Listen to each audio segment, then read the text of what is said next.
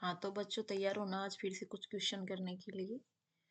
तो आपकी स्क्रीन पे पहला क्वेश्चन आ चुका है।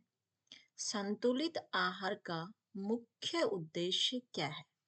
तो कल भी मैंने आपको यानी कि परसों मैंने आपको बताया था संतुलित आहार क्या होता है। संतुलित आहार वह आहार होता है जिसमें हमारे शरीर की आवश्यकता के अनुसार सभी पोषक तत्व मौजूद होते हैं, उसे संतुलित आहार कहते हैं। तो संतुलित आहार का मुख्य उद्देश्य भी यही होता है कि जो हमारे शरीर में पोषण की आवश्यकताएं होती हैं, उन सभी आवश्यकताओं को वह पूरा करता हो। तो पोषण की आवश्यकताओं की पूर्ति करना संतुलित आहार का मुख्य उद्देश्य होता है।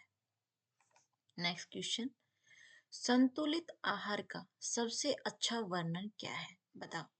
केवल प्रोटीन का सेवन, सभी पोषक तत्वों का उचित अनुपात, अधिक मात्रा में भोजन करना, केवल शाकाहारी भोजन।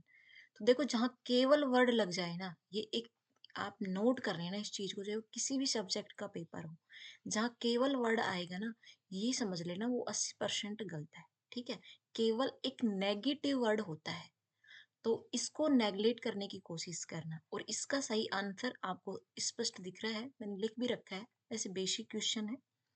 सभी पोषक तत्वों का उचित अनुपात ही संतुलित आहार का सबसे अच्छा वर्णन होता है। संतु इसका सह कट गया भाई, लगा लेना सह।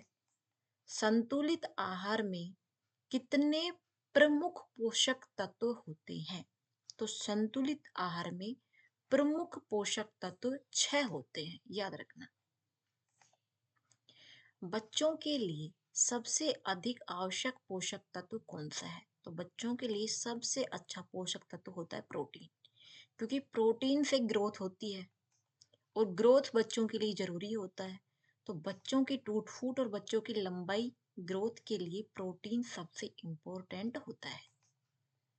गर्भवती महिलाओं को अधिक किसकी आवश्यकता होती है? बताओ। आयरन की या कैल्शियम की, फाइबर और वसा की, विटामिन सी की, कार्बोहाइड्रेट की? तो गर्भवती जो महिला होती है उसको आयरन और कैल्शियम की आवश्यकता सबसे अधिक होती है, याद रखना। ठीक है, नेक्स्ट क्वेश्चन, कौन सा भोजन वृद्ध व्यक्तियों के लिए उपयुक्त होता है?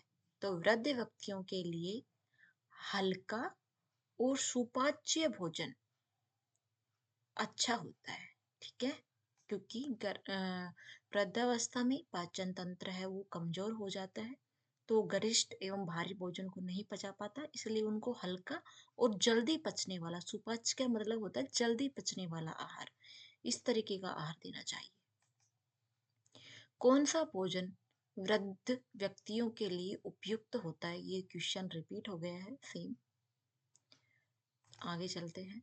संतुलित आहार का निर्धारण किस पर आधारित होता है? तो आयु और लिंग पर, भौगोलिक स्थिति पर, व्यक्तिगत स्वाद पर, या इनमें से सभी? तो देखो आयु भी उसमें मेंशन होती है, भौतिक वातावरण भी आवश्यक होता है, और व्यक्ति की अपनी खुद की पसंद भी होती है। तो इसका आंसर आएगा उपरोक्त सभी। ठीक है ना, इसका आंसर आएगा उपरोक्त सभी। आगे चलते हैं। कौन सा पोषक तत्व बच्चों की हड्डियों को मजबूत बनाता है? तो देखो हड्डी से बच्चों की हो या बूढ़ों की हो या अडल्ट की हो, सबके लिए कैल्शियम इम्पोर्टेंट होता है। हड्डी और दांतों की मजबूती के लिए कैल्शियम इम्पोर्टेंट होता है। शारीरिक विकास के लिए मुख्य पोषक तत्व कौन सा है? प्रोटीन। बहुत इंपॉर्टेंट क्वेश्चन है, बार बार मैं प्रोटीन से क्वेश्चन बता रही हूँ आपको, अच्छे से याद कर लेना। शारीरिक वृद्धि हो, शारीरिक विकास हो, टूट फूट की मरम्मत हो, इन सब के लिए प्रोटीन की आवश्यकता होती है। शिशुओं के लिए सबसे अच्छा आहार क्या होता है? गाय का दूध, माता का दूध, दाल का पानी, फॉर्मूला दूध। तो सबको पता है माता का जो दूध होता है वो शिशुओं के लिए बहुत इंपॉर्टेंट होता है। फाइबर का मुख्य स्रोत क्या होता है? तो फल और सब्जियां जो है ना वो फाइबर के लिए मुख्य स्रोत होते हैं। ठीक है, किशोर अवस्था में किसकी पूर्ति आवश्यक है? तो किशोर अवस्था में प्रोटीन और कैल्शियम की आवश्यकता बहुत जरूरी होती है। नेक्स्ट क्वेश्चन करते हैं। वसा का अधिक सेवन किस आयु वर्ग के लिए हानिकारक होता है? तो वसा का अधिक सेवन सभी वर्ग के लिए हानिकारक होता है, चाहे बच्चे हो, वृद्ध हो, वयस्क हो, सभी के लिए अधिक चीजें वसा की खाना नुकसानदायक होती है। खेल कूद करने वाले बच्चों को किसकी आवश्यकता अधिक होती है? खेल कूद करने वाले बच्चों के लिए अधिक प्रोटीन, अधिक ऊर्जा। मैं बार बार बता रही हूँ, अधिक खेल कूद करने वाले बच्चों में टूट फूट होती है और टूट फूट की मरम्मत के लिए हमें प्रोटीन की आवश्यकता होती है। कौन सा भोजन वृद्ध व्यक्तियों के पाचन तंत्र के लिए उचित होता है? तो उच्च फाइबर वाला भोजन। देखो, जो उच्च फाइबर वाला भोजन होगा, इससे वृद्ध का जो पाचन तंत्र है वो मजबूत होता है और उसको जल्दी से वो डाइजेस्ट कर पाता है। ठीक है। गर्भवती महिला के लिए आयरन का सबसे अच्छा स्रोत हरी सब्जियां होती है। देखो, हरी सब्जियां, पत्तेदार सब्जियां खाना आयरन के लिए एक रिचर सोर्स माना जाता है। एक वयस्क व्यक्ति को दिन भर में कितनी कैलोरी की आवश्यकता होती है? बहुत इंपॉर्टेंट क्वेश्चन है, बहुत इंपॉर्टेंट क्वेश्चन है।